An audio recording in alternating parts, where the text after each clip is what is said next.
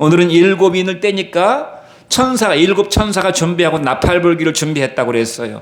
일곱 나팔을 불기 시작합니다. 이것은 일곱 인을 떼는 것과 비슷한, 그러나 조금씩 다른 그런 재앙들이 또 이 땅에 쏟아지기 시작하는데, 일곱 인의 재앙과 일곱 나팔의 재앙은 중첩되지만 일곱 나팔의 재앙이 좀 더 심화된다고 그랬어요.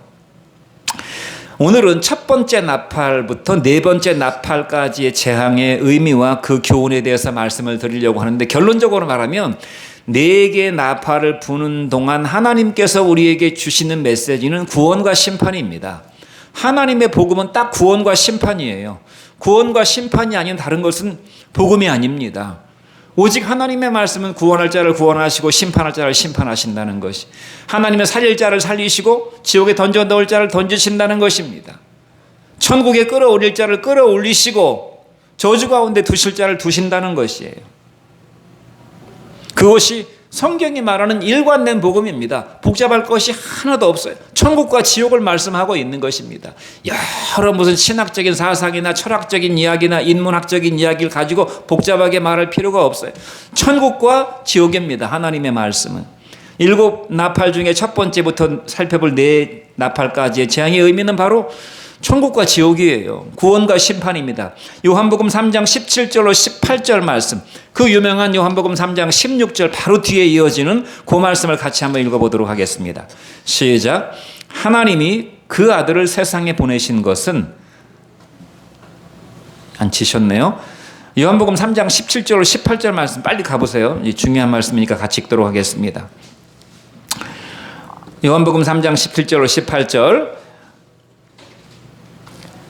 시작. 하나님이 그 아들을 세상에 보내신 것은 세상을 심판하려 하심이 아니요 저로 말미암아 세상이 구원을 얻게 하려 하심이라. 저를 믿는 자는 심판을 받지 아니하는 것이요 믿지 아니하는 자는 하나님의 독생자의 이름을 믿지 아니함으로 벌써 심판을 받은 것이니라. 그 정죄는 이것이니 빛이 왔으되 사람들이 빛보다 어둠을 더 사랑한 것이라고 성경이 말씀하고 있는, 이것이 하나님의 세상을 이처럼 사랑하사 독생자를 주셨으니 이는 저를 믿는 자마다 멸망치 않고 영생을 얻게 하려 하심이니라. 성경을 압축하고 요약해서 딱 한 절의 말씀으로 요약한다면 바로 요한복음 3장 16절. 하나님의 세상을 이처럼 사랑하사 독생자를 주셨으니 이는 저를 믿는 자마다 멸망치 않고 영생을 얻게 하려 하심이니라 말씀하시면서, 하나님이 그 아들을 세상에 보내신 이유는 세상을 심판하려고 보내신 것이 아니라고 그랬어요. 심판이 목적이 아니라고 그랬어요. 미운 놈은 한 대 때려주고 싶잖아요. 미운 놈은 좀 박살을 내고 싶잖아요. 인간의 생각으로는. 나한테 원수 같은 짓을 하는 사람은 좀 한 대 홍구멍을 내주고 싶잖아요. 그러나 하나님은 그렇게 하지 않으셨다는 것입니다. 수없는 반역과 도전으로 범죄하는 인생들을 위해서 그 아들을 세상에 보내신 것은 세상을 심판하려고 보내신 것이 아니라 저로 말미암아 세상이 구원을 받게 하려 하심이라. 저를 믿는 사람은 심판을 받지 아니하는 것이요. 그러니까 심판을 받지 않기 위해서 할 수 있는 것은 우리가 주님을 믿는 것뿐이다. 내 죄를 대신 감당하시기 위해서, 나를 대신해서 십자가에 죽으시기 위해서 오신 예수님을 받아들이는 사람은 심판을 받지 않는다는 것입니다.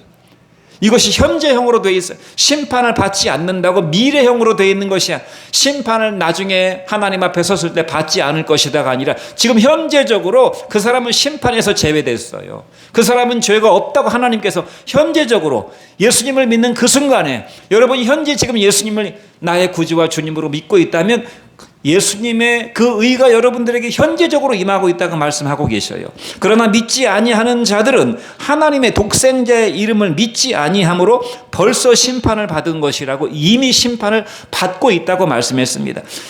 거기 영어 성경에 보니까 정죄받은 상태로 하나님 앞에 서 있다는 것입니다. 이미 선고는 내려졌습니다. 너는 죄인이고 너는 영원한 멸망에 들어가게 될 것이다 라고 이미 하나님의 선고가 내려졌어요. 왜냐하면 죄를 많이 져서 심판을 받게 되는 것이 아니라 하나님의 독생자의 이름을 믿지 않기 때문에 심판을 받게 되는 것이라고 말씀했어요. 그러면서 그가 심판의 대상이 된 이유, 그 증거는 무엇인가? 너가 빛이 왔을 때 빛 대신 어둠을 더 사랑한 것이라고 그랬어요. 어둠을 더 좋아합니다. 빛으로 자기가 확 드러나는 것을 원치 않습니다. 빛 가운데 나가는 것을 원치 않아요. 자기의 모든 것이 다 드러나는 것을 부담스러워하기 때문에 끊임없이 자기를 가리고 포장하고 합리화하고 자기 의의를 드러내려고 하는 것이 하나님을 알지 못하는, 예수님을 영접하지 않는 사람들의 특징이에요.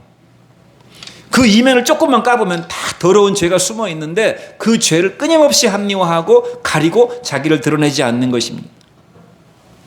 그래서 영원한 타는 지옥의 불못에 점점 가까워지는 것이고, 빛 대신 예수님을 영접한 사람들은 영원한 빛으로 점점 다가가게 되는 것, 점점 더 그게 심화될 것이고 마지막 결정적인 순간에 그 실체 속에 들어가게 될 것이다.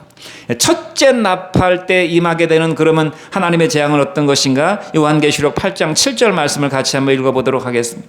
요한계시록 8장 7절 시작. 첫째 천사가 나팔을 부니 피 섞인 우박과 불이 나와서 땅에 쏟아지며 땅의 3분의 1이 타버리고 수목의 3분의 1도 타버리고 각종 푸른 풀도 다 타버렸더라 그랬어요.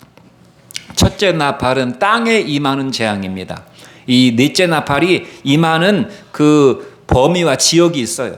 첫째 나팔은 땅에 임하는 재앙인데요, 나팔 심판은 하나님의 심판을 가리키는 것입니다. 땅에 여러 가지 피 섞인 우박이 막 떨어지고 하늘에서 불이 내려옵니다.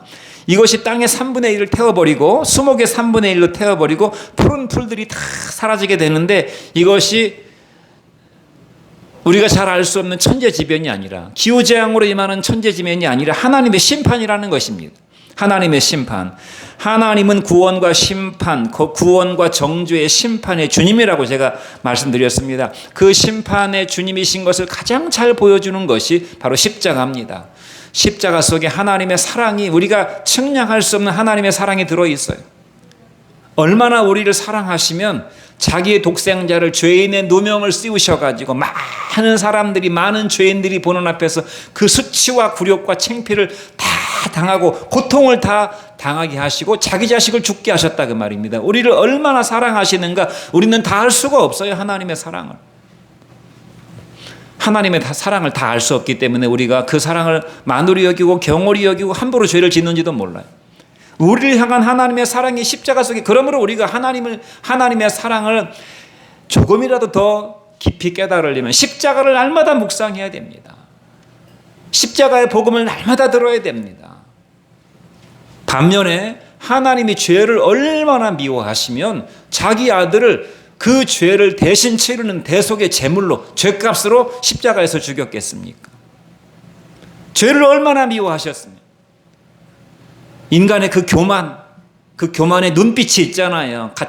자기는 자기가 얼마나 교만한지를 모르니까, 교만이 얼마나 심각한 죄인지를 모르지만 교만 떠는 사람 보면은 참 보기 싫습니다. 우리가 어떤 유튜브 영상이나 이런 영상을 통해서 객관적으로 죄를 저지르는 사람들의 영상을 보거나 드라마를 통해서 보거나 뭐 영화를 통해 보게 되면요, 막 내가, 내 일도 아닌데 내가 분노하잖아요. 저놈 죽여야 된다고, 저놈 벌을 받아 싸다고. 그렇게 죄가 흉악하고 더럽고 미운 것입니다. 하나님 눈에 보실 때는 어떻게 했어요? 자기가 잘난 줄 알고 우쭐하고 남을 무시하고 음란과 정욕을 함부로 품고 거짓말하고 게으름 피우고 핑계대고 이런 인생들, 남을 미워하고 시기하고, 이런 하나님, 이런 모습이 하나님이 얼마나 보기 싫었으면 그 죄값을 대신 치르게 하시려고 자기 아들을 십자가에 죽였다 그 말이에요. 그냥 웬만하면 뭐 그럴 수도 있겠지, 인간이니까 그럴 수도 있지 하고 그냥 넘어가실 수도 있다고 우리는 생각하지만, 그래서 죄를 엄하게 심판하시는 하나님에 대해서 잔인하신 하나님이라고 하나님을 오해하는 사람들이 많이 오해하고 하나님을 믿지 않지만, 죄는 처절한 심판만이 기다리고 있는 것입니다. 죄는 지옥에 들어가도 싼 것이에요. 지옥에 들어가도 억울할 것이 없어요. 죄는. 그렇게 하나님의 사랑과 하나님의 공의를 드러내시는 그 사건이 바로 십자가예요. 그러므로 우리는 십자가를 통해서 하나님의 사랑과 하나님의 공의를 동시에 느껴야 됩니다. 이 심판주가, 이 사랑과 공의의 심판주가 지상에 강림할 때 나팔 소리와 함께 강림하신다고 말씀하고 있습니다. 출애굽기 19장 16절 말씀을 같이 한번 읽어보겠습니다. 시작. 셋째 날 아침에 우레와 번개와 빽빽한 구름이 산 위에 있고 나팔 소리가 매우 크게 들리니 진중에 있는 백성이 다 떨었다고 그랬어요. 모세가 시내산에 올라갔을 때 하나님이 시내산에 강림하시는데 우레소리, 천둥이 막 치고 번개가 막 치고, 우리가 천둥 소리 들으면 얼마나 무섭습니까? 천둥이 막 천둥 벼락이 치게 돼. 하늘의 번개가 번쩍해도 얼마나 깜짝 놀랍니까? 인간은 하나님이 자연 환경을 통해서 일으키시는 어떤 이런 인간이 감당할 수 있는 인간의 그 작은 영역을 넘어서는 그런 것에도 깜짝깜짝 놀랍니다. 빽빽한 구름, 우리가 먹구름이 몰려와도 막 무섭습니다.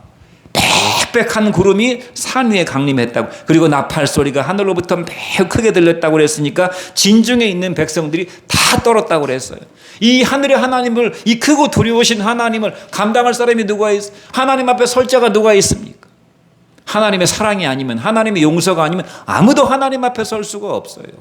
아무리 큰 소리를 뻥뻥 치는 사람도 조그만 무서운 환경에 당도하게 되면은 감당할 수가 없습니다. 그 상황을. 오줌을 질질 싸고 막 목소리가 떨리고 자기가 무슨 말을 하는지도 모르는 소리를 내뱉고 있고, 그게 인간의 연약함이에요. 어떻게 크신 하나님을 감당하겠습니까? 구약의 이스라엘의 나팔 소리가 나오는데, 구약의 하나님께서 나팔 소리 가운데 나타나실 때 그 하나님의 나타나심은 전쟁이 발발했다. 전쟁이 발발했을 때 제사장들을 통해서 나팔을 불게 하셨고, 회종들을 불러 모아, 전쟁이 일어났으니까 군인들을 불러 모아야 될 거 아닙니까? 백성들을 불러 모아서 군인들은 군인들대로 전쟁 대항하고, 백성들은 모여서 함께 예배하고 기도하면서 하나님의 영광을 위해서 기도하는 그런 회집 군중들을 불러 모을 때 나팔을 불었고, 그 다음에 군인들이 진격할 때 진행 나팔을 불렀고, 승리했을 때 승리의 나팔을 불었습니다. 그러니까 여기 나팔 소리는 일곱 천사가 나팔을 불기 시작했다는 것은 영적 전쟁이 일어나고 있다는 것을, 하나님의 진노의 나팔은 동시에 영적인 전쟁이 지금 크게 일어나고 있다는 것을 보여주는 것입니다. 그러면 성도들이 들어야 될 하나님의 전쟁 나팔은 어떤 의미겠습니까? 웨이크업, 그러니까 너의 영혼을 깨우라는 것입니다. 영적인 전쟁이 일어났는지도 모르고, 뭐가 뭔지도 모르고, 세상 사람과 뒤섞여가지고 그들과 같이 먹고 마시고 놀고 즐기고 울고 불고 하는 인생을 살지 말고, 너희들은 영적 전쟁터에 부름받은 하나님의 군인들이라는 사실을 기억하고 깨어나라는 것입니다. 여러분, 죄와 영적인 죽음은 영적인 잠과 같은 것입니다. 죄와 죄로 인한 사망, 영적으로 죽어있는 사람들은 영적인 잠을 자고 있는 것입니다. 잠을 자고 있는 사람은 아무것도 몰라요. 제가 어제 수면 내시경을 해서 처음으로 해봤는데요. 어떤 기분일까? 갑자기 내가 원하지도 않은데 갑자기 막 이제 의식이 나가면서 잠이 오는 그런, 하나, 둘, 주사 들어갑니다. 하나, 둘, 셋. 그냥 아무런 의식이 없어요. 다 끝났어요. 깨보니까. 여러분, 잠을 잔다는 것은 아무것도 모르는 것이에요. 누가 죽이든 누가 도둑질을 해가든 누가 자기를 성희롱을 하든 아무것도 몰라요. 잠자고 있는 사람은. 잠은, 육신의 잠은 때로 우리에게 축복이지만 영적인 잠은 치명적인 것입니다. 육신의 잠도 자야 될 때 적당하게 하나님의 은혜와 축복 속에 잠을 자야지, 한없이 잠에 취해 사는 사람은 인생 망하게 되는 것이. 영적인 잠은 치명적. 우리가 운전할 때 졸음 운전을 한다고 생각해 보세요. 한 1분간 눈 감고 간다고 생각해 보세요. 100% 사고입니다. 자기도 죽고 남도 죽이는 것이에요. 졸음 운전하게 되면. 전쟁터에서 막사를 지키는, 병영을 지키는 초병이 꾸벅꾸벅 졸고 있다고 생각해 보세요. 졸음으로 자고 있는 초병은 자기도 죽고 내 몸 안에 있는 막사 안에 있는 모든 군인들을 다 죽이게 되는 것입니다. 존다는 것이 얼마나 무서운 일입니까? 눈먼 병사를 생각해 보세요. 아무리 전쟁 무기가 훌륭해도 눈이 멀어가지고 전쟁 무기를 쓸 수 없다면 어떻게 되겠습니까? 그러므로 주께서는 뭐라고 말씀하셨어요? 죄 가운데 깊은 잠을 자는 자들을 영적인 소경이라고 말씀하셨습니다. 마태복음 25장 13절 말씀을 같이 한번 읽어보죠. 시작. 그런즉 깨어있으라. 너희는 그날과 그때를 알지 못하느니라. 또 에베소서 5장 14절 말씀도 같이 읽어보겠습니다. 시작. 그러므로 이르시기를 잠자는 자여 깨어서 죽은 자들 가운데서 일어나라. 그리스도께서 너에게 비추시리라 하셨느니라. 마태복음 25장 13절, 예수님이 종말에 대해서 말씀하실 때 그런즉 깨어있으라. 그날과 그때를 너희는 알지 못한다. 어리석은 다섯 처녀들은 신랑이 언제 올지를 모르고 그냥 퍼져 잠을 잤잖아요. 아무것도 준비하지 않고. 그러므로 깨어 있으라고 말씀하고 있는 것입니다. 여기 신랑이 온다는 사실도 잊어버리고 아무것도 준비하지 않은 채 잠을 포기한 사람들은 성령의 기름을 준비하지 못한, 전혀 영적으로 준비하지 못한, 깨어있지 못한 어리석은 성도들을 가리키고 있는 것입니다. 그러므로 깨어있으라. 너희는 그날과 그때를 알지 못한다. 예수님께서 오시는 그날과 그때를 알지 못한다는 것입니다. 그날과 그때를 알았더라면 평상시 잠을 자기 원하는 대로 실컷 자다가 알람 맞춰놓고 그때 깨어가지고 신앙생활 잘하면 될 것입니다. 그러나 주께서는 그날과 그때를 알려주시지 않으셨어요. 언제 오신다고 말씀하지 않았어요. 이것은 뭘 말하는 것입니까? 얌체 같은 성도들은 구원받을 수 없다는 것입니다. 내 마음대로 살다가 나중에 때가 되면, 적당한 때가 되면 그때 잘 믿어야지, 그럴 수가 없다는 것이, 신앙의 생리상 그것은 불가능하다는 얘기입니다. 항상 깨어 있어야 되는 것입니다. 얌체는 통하지 않는 것이, 잔깨는 통하지 않는 것이, 항상 깨어 있어야. 왜냐하면 오늘 오실지 내일 오실지 이 밤에 오실지 한 달 후에 오실지 알 수가 없어요. 그날과 그때를 알지 못하기 때문에. 그런데 아마도 주님은 잠자는, 많은 사람들이 잠자는 그때 오실 것이에요. 왜냐하면 그들은 믿음이 없다는 것을 그 영적인 잠을 통해서 드러내고 있기 때문에. 그날과 그때를 알지 못한다는 것입니다. 그러므로 지금은 깨어 있을 때예요. 그러므로 이르시기를 잠자는 자여 깨어서 죽은 자들 가운데서 일어나라. 영적으로 죽은 자라 그 말입니다. 잠자는 자들은. 그러므로 하나님의 나팔 소리, 종말의 나팔 소리를 들으시는 축복이 있기를 주의 이름으로 축원드립니다. 주님의 나팔 소리를 들으셔야 돼요. 들으시기 위해서는 하나님의 말씀을 날마다 순간마다 봐야 됩니다. 하나님의 말씀을 내 가슴 속에, 내 머릿속에 많이 저장해 두고 무시로 하나님의 말씀이 생각나야 되고 예수님이 무시로 의식이 돼야 됩니다. 기도처가 따로 없어요. 내가 살아가는 삶의 모든 현장이 다 기도처예요. 여러분, 심판의 양상은 어떻습니까? 하늘에서 피 섞인 우박이 떨어지고 불이 떨어진다고 그랬어요. 피 섞인 우박이니까 도대체 우박이 뭐 천재지변으로 인해 가지고, 자연재해로 인해 가지고 뭐 주먹만한 우박이 떨어져 가지고 자동차의 유리창이 깨지고 작물들이 막 망가지는 그런 우리가 뉴스를 종종 보지만, 피가 섞인 우박이라는 것은 상상이 안 되는 우박입니다. 더군다나 불도 내려온다고 그랬어요. 그래서 땅의 3분의 1을 태우게 된다고 그랬고, 수목의 이 나무들의 3분의 1이 다 불타게 되고 각종 불이 다 타버린다고 그랬어요. 이것은 뭘 말하는 것입니까? 땅을 심판하시는 하나님을 말씀하고 있는 것입니다. 이 땅 자체가 하나님의 심판으로 타버리게 된다 그 말입니다. 이 땅이라고 하는 것은 우리가 삶을 살아가는 터전이잖아요. 하나님을 알지 못하는 모든 사람들의 삶의 소망이 땅에 있잖아요. 땅에서 먹을 것이 나오니까 땅만 쳐다보고 살잖아요. 땅만, 하늘 쳐다보지 아니하고 하나님 쳐다보지 아니하고 모든 소망을 땅에 두고 땅에 안주하면서 뿌리를 깊이 박으면서 이 땅에서 천년만년 살기를 원하잖아요. 그 땅을 하나님께서 심판해 버리신다, 다 태워버리신다는 것이 삶의 근본과 뿌리를 흔들어 버리신다는 얘기입니다. 피와 우박과 불은 초자연적인 자연재해라고 볼 수 있어요. 자연재해인데 우리가 이제까지 보지 못했던 초자연적인 자연재해들이 일어나고 있다는 것입니다. 실제로 그러하죠. 우리가 그냥 아직까지는 그런 일들이 일어나니까 우리가 정말 이 세상이 망하려나 보다, 어마어마한 태풍과 어마어마한 가뭄과 하늘에서 어마어마한 우박이 떨어진 이런 걸 보면서도 우리가 하나님의 임재와 하나님의 재림을 우리가 상기해야 되는 것입니다. 출애굽기 9장에 보면 애굽에 임한 하나님의 10가지 재앙 중에 7번째 재앙이 우박 재앙이었어요. 그러니까 이것은 주님께서 이 말씀을 하실 때 출애굽기에 애굽에 임하는 재앙을 동시에 말씀하신, 그 출애굽할 때 구원과 재앙이 동시에 임했잖아요. 하나님의 백성들은 구원을 받았고 하나님의 백성이 아닌 자들은 우박 재앙으로 멸망을 당하게 되는 내용이 출애굽기에 나오잖아요. 그러니까 이 출애굽기 9장에 나오는 우박 재앙은 하나님의 구원과 심판의 그림자입니다. 하나님의 구원과 심판의 그림자라고 볼 수 있어요. 요엘서 2장 30절 말씀도 같이 한번 읽어보겠습니다. 시작. 내가 이적을 하늘과 땅에 베풀리니 곧 피와 불과 연기 기둥이라. 여호와의 크고 두려운 날이 이르기 전에 해가 어두워지고 달이 핏빛같이 변하리니 누구든지 여호와의 이름을 부르는 자는 구원을 얻으리라. 그러니까 내가 이적을 하늘과 땅에 베풀 것이라고 해서 요엘 선지자를 통해서 곧 뭔가 피와 불과 연기가 임한다고 그랬어요. 우리는 어떤 것인지 감히 상상할 수가 없어요.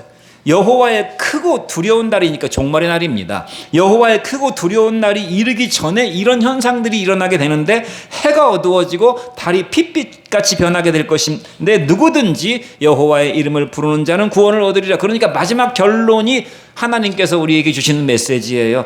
누구든지 해가 어두워지는 그런 막 절망적인 얼마나 무섭겠습니까, 여러분?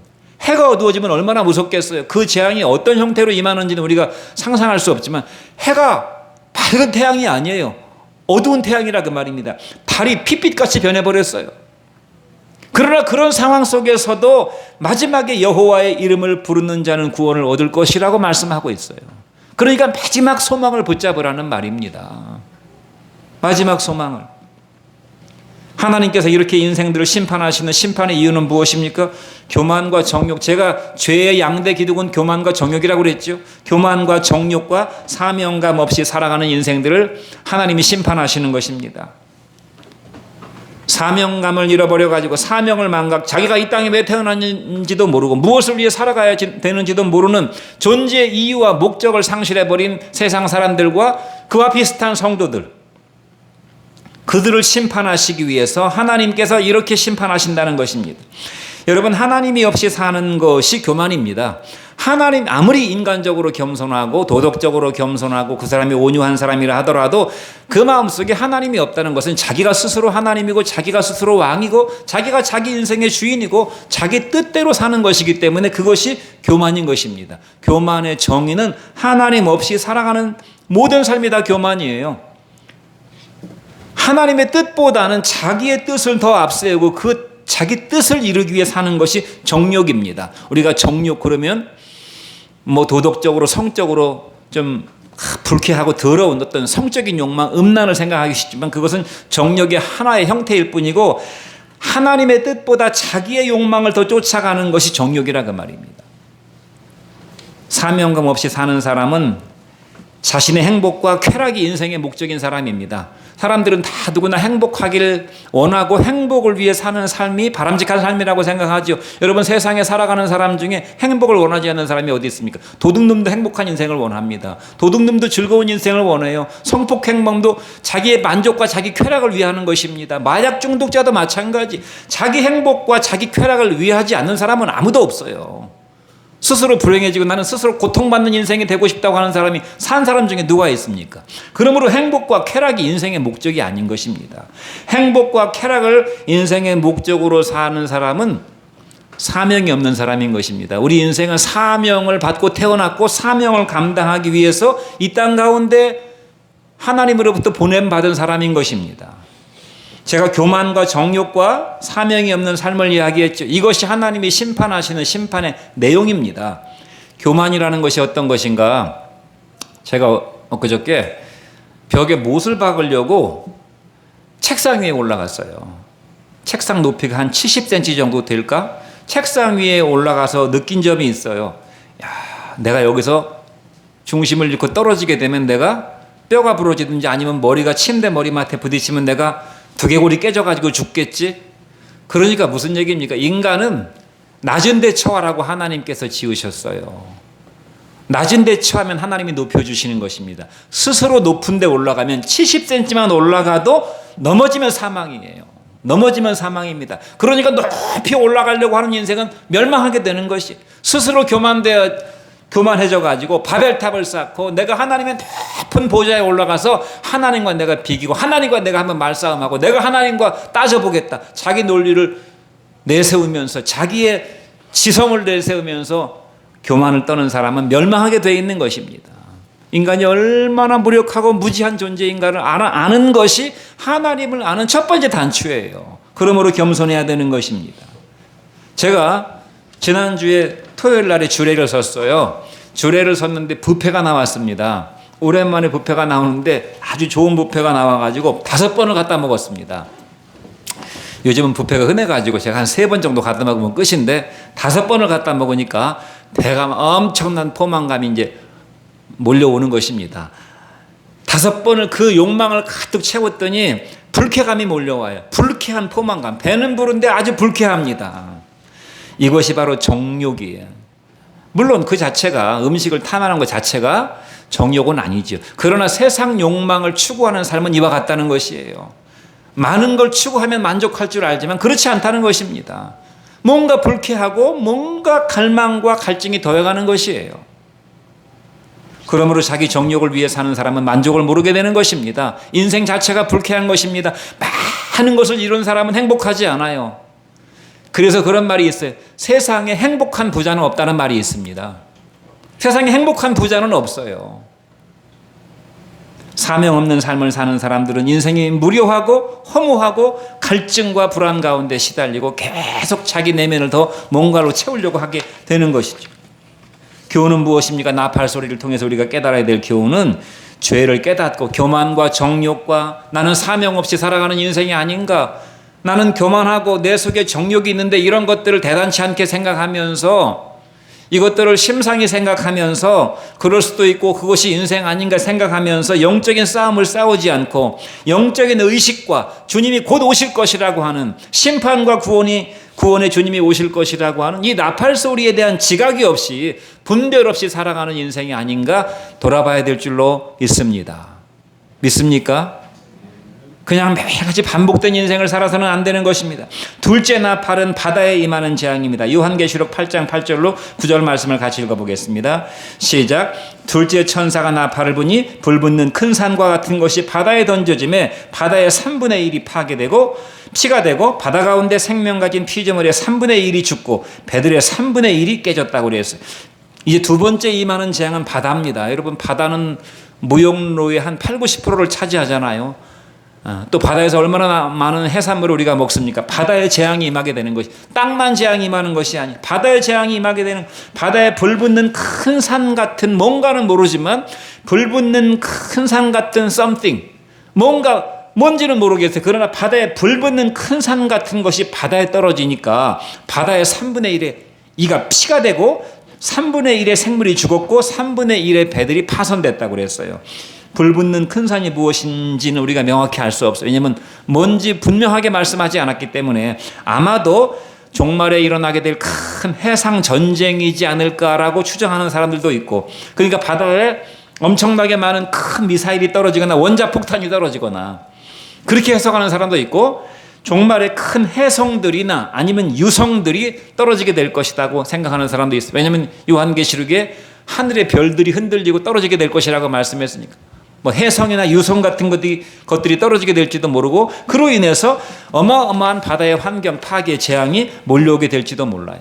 그러니까 인간의 삶에 터져진 땅에 하나님의 저주가 임하게 되고 심판이 임하게 되고 바다에도 하나님의 큰 심판이 임하게 된다는 것입니다. 셋째 나팔은 어떤 심판인가?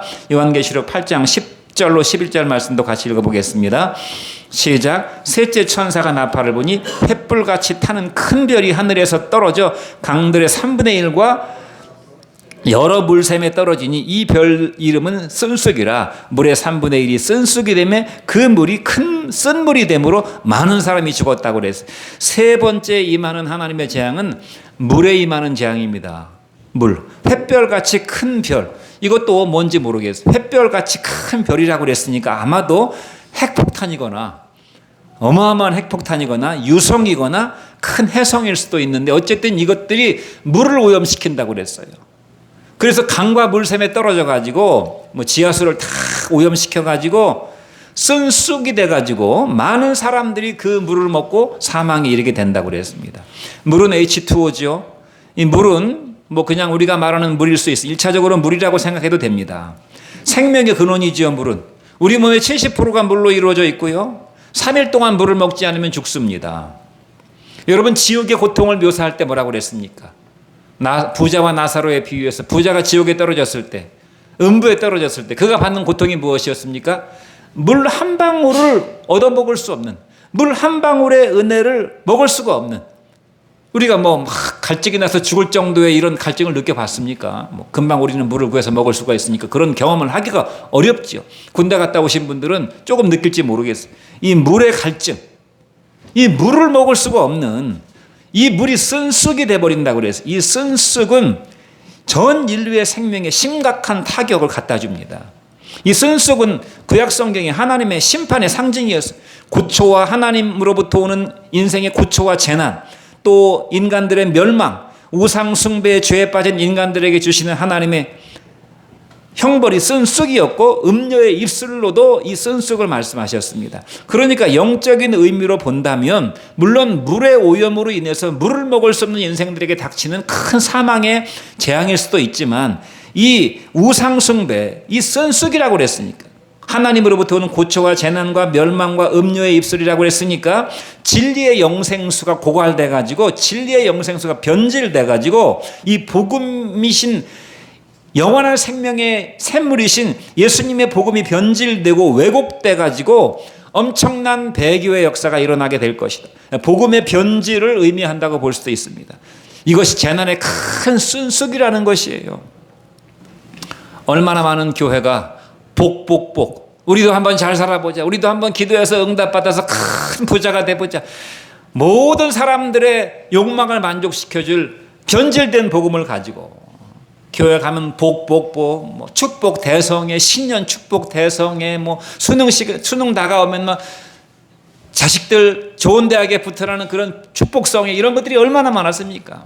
기도원 가면 대부분 다 성리는 다 축복성이었었어요. 복, 성공, 형통, 응답. 새벽 기도 와서 기도하시는 분들 중에 자신의 영혼을 위해서, 가족의 영혼을 위해서, 교회 영혼들을 위해서, 영혼 구원을 위해서 기도하는 새벽 기도의 성도들이 뭐 얼마나 됐겠습니까? 전부 자기 남편, 자기 자식 병 고쳐주고 물질의 복을 주고 형통하게 해달라고, 다 평안하게 해달라고 와서 복을 빌었죠. 쓴쑥이란 말입니다. 이런 것들이 평안을 위해서. 어떤 권사님의 간증을 들어봤는데요, 이 권사님이 믿음이 좋으신 분인데 자식들이 전부 잘 됐어요. 근데 자식들의 믿음이 별로였었어요. 자식들이 커서 말을 듣습니까? 말을 안 듣죠. 근데 그 믿음이 별로인 자식들이 사회에 나가가지고 다 잘 풀리는 거예요. 권사님이 기도를 많이 해서 잘 풀리는 것이 아니라 어쨌든 이것이 참 좋지 않은, 왜냐하면 잘 풀리면 잘 풀릴수록 바쁘다, 즐길 것이 많으니까 교회로부터 멀어지고 하나님으로부터 멀어지고 신앙은 형식화되어 가는 것을 이 권사님이 목격했어요. 그래서 새벽마다 나와서 하나님 앞에 기도하는데 내 자식 망하게 해주세요, 내 자식 망하게 해주세요, 내 자식이 사업 안 되게 해주세요. 그렇게 기도했다는 간증을 들어봤어요.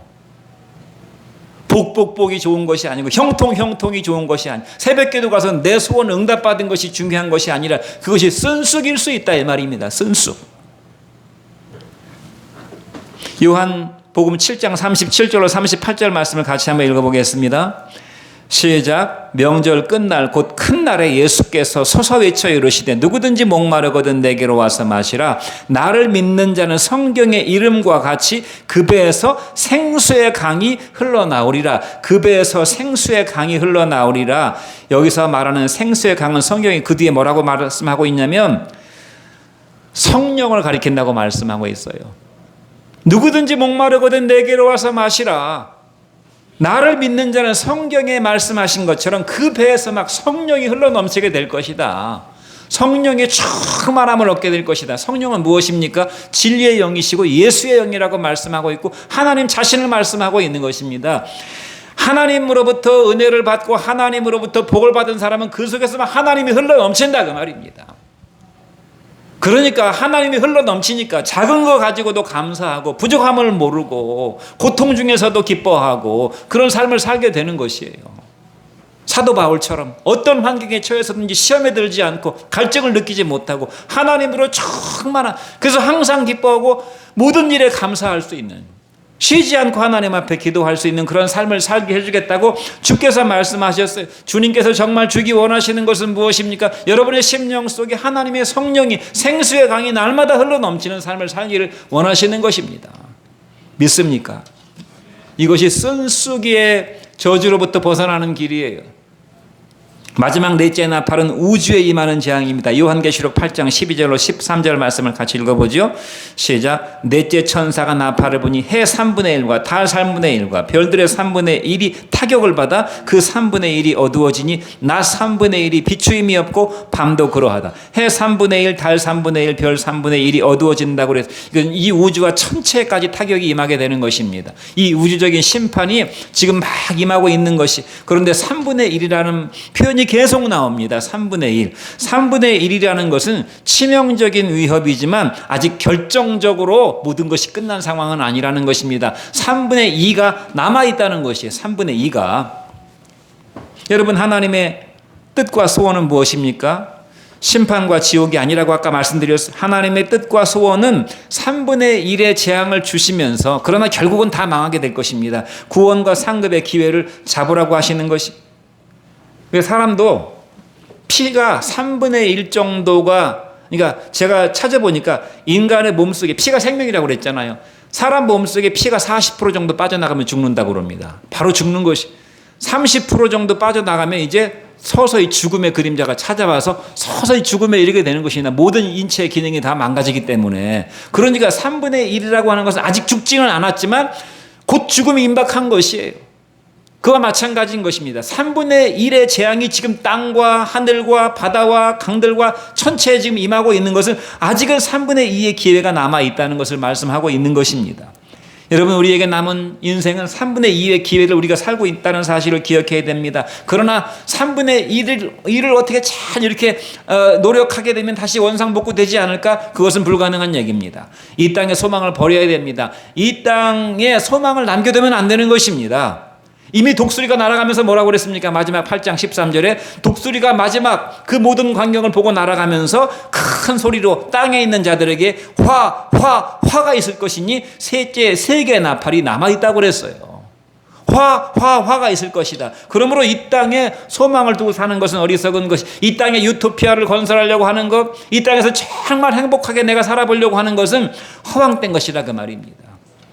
이 땅에 좋은 세상은 오지 않아요. 아무리 과학기술이 발달해도 이 땅에 좋은 세상은 오지 않습니다. 정말 모든 사람이 행복하게 살 수 있는 세상은 오지 않는 것이에요. 걱정 근심 없이 평안하게 인생을 모든 사람들이 다 좋은 관계 속에 살아갈 수 있는 세상은 오지 않는 것입니다. 갈수록 인간관계는 더 끊어지고, 우리가 일곱 인을 통해서 배웠듯이 인간 세상에 임하는 이런 크고 작은 육신적이고 도덕적이고 영적인 재앙들은 계속 심화되는 것입니다. 진노의 심판이 점점 심화되는 사실을 기억하고 그날에 울려 주께서 호령과 천사장의 소리와 하나님의 나팔 소리로 임하시게 될 것이다. 주님이 오십니다. 주가 오신다. 예수가 오신다는 소리를 우리가 그날에 듣게 될 것인데, 그 나팔 소리의 음성을 지금 미리 듣고 마지막 파국에 주님이 오실 그 나팔 소리를 듣기 전에 지금 미리 듣고 깨어있는 여러분 되시기를 주의 이름으로 축원드립니다. 종말과 천국과 지옥은 피할 수 없는 것이에요. 기도하겠습니다.